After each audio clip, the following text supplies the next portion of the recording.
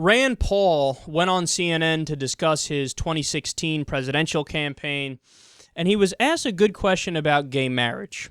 Let's talk about a social issue, gay marriage. In New Hampshire, you said, "I will fight for your right to be left alone." I realize that you believe gay marriage is a state issue, but why do you believe, just as a core principle, as a libertarian, that people should be left alone, but not when it comes to their right to marry somebody they love? I do believe people ought to be left alone. I don't care who you are, what you do at home, or who your friends are, where you hang out, what kind of music you listen to. What you do in your home is your own business. That's always been who I am. I am a leave me alone kind of guy. But not when it comes to marriage. Well, no. I mean, states will end up making the decisions on these things.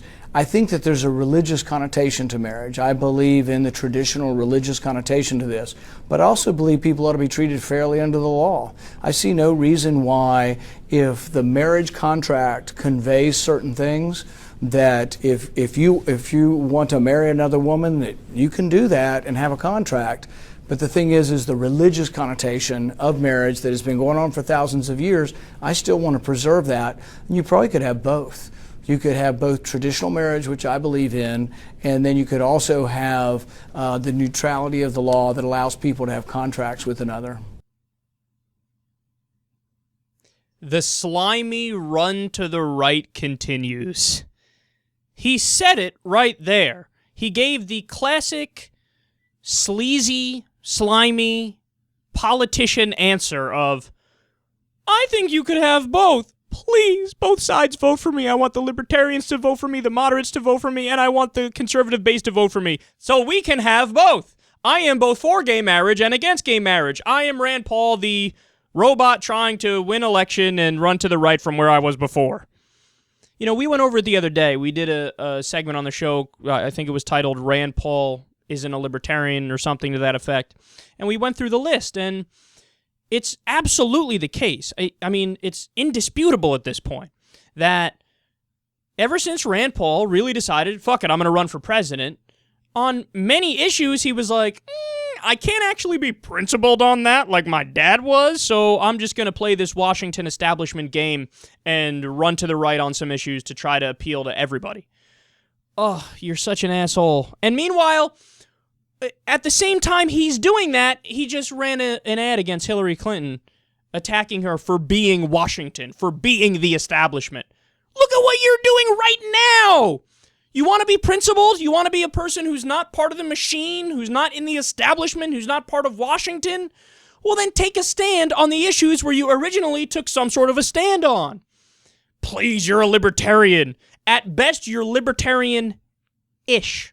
And you should have to add that ish on everything because you're not a libertarian. So he's against abortion, he's against gay marriage, and now he said, well, you could have both, even though it's not possible. He's for increasing military spending by $190 billion, when his whole thing before was, we need to cut it. What are you, crazy? I'm in favor of small government across the board. Cut welfare, but also cut military, so let's do that. Now he's like, fuck that, here. I'm proposing a bill that increases it by $190 billion. Why? I would like defense contractors to give me money when I run for president. That's why, if I'm being honest. So you're going back on everything. He even opposes legalized marijuana. You're a libertarian and you're against legalized marijuana. Please, libertarians scoff at you. They laugh at you. I'm more libertarian than you, and I'm not a libertarian. So his run to the right continues. But here's the thing, man, and I really don't know the answer to this. Will this work? I think it depends, because is there an artful way to do your run to the right where you can get more base voters but still keep your so-called moderates and libertarians on your side? I mean, if you're really artful in how you do it, there is a chance that you can do it right. I mean, and what's my evidence for this? Because I'm not just coming up with this and, I just think this is the case. No. John McCain, for example. John McCain positioned himself as the most moderate person in the Republican primary when he won the primary. Okay, so in that case, doing the flip-flop and on every issue and saying I'm more moderate, it worked. Mitt Romney, same thing. Now, there were times he had to appeal to the base. I want a double Guantanamo. I'm a hawk. So there were times he did run to the right like crazy, but again, he contradicted himself on every fucking issue, and he portrayed himself as more moderate than Rick Perry, more moderate than Rick Santorum or Newt Gingrich or any of those other assholes, and he won. So Mitt Romney and John McCain, what happened with them leads me to believe that it is possible, if you do it the right way, that your fake moderate message can win. But then there's also the other part of me that thinks, no, you're using an old model that it's not applicable anymore.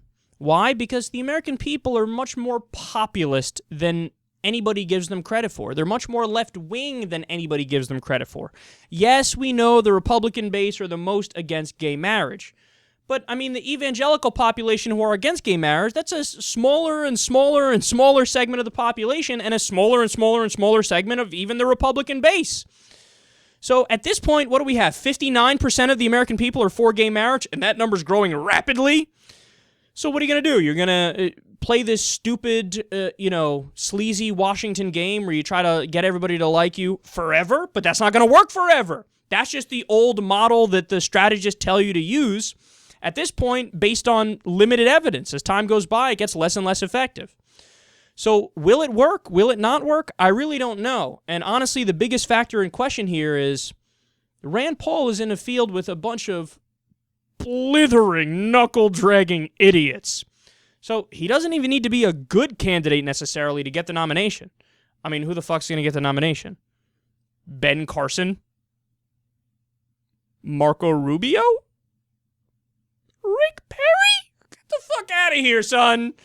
So he's got weak competition, so who knows if it'll work. It might work, but overall, what our takeaway from this should be is, don't trust a fucking word this guy says. He's not who he said he was originally, and he's not who we all thought he was originally. Like, okay, on some issues, he's libertarian-ish. The NSA, doing some sentencing reform for mandatory minimums, and the drug war. Yay! But what, I'm with you on 20% of the issues, kind of, and therefore you want people like me to vote for you? Piss off, son. And you're only going to get worse and worse as time goes on. So we got our eye on you, we see the flip-flops, and it's getting pathetic.